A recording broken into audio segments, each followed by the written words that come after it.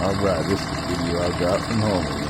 I stayed out smoking like a freight train. So I just traded them this old truck that I had. Now here's a piston. That is don't look pretty good. That's gonna be some diabolical damage. Now, this is beyond my spectrum of capability at this moment.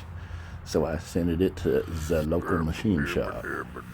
They did a very nice job at a whopping $1,800 worth for the short block. Oh, shit. And here's the specs that I used. They were so kindly to attribute. And we got it going in there nice and fine. This is a not so cold start.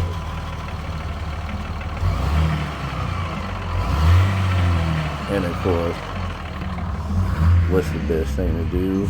Well, we'll just rev it on to oblivion. Nothing like a red line for a good time.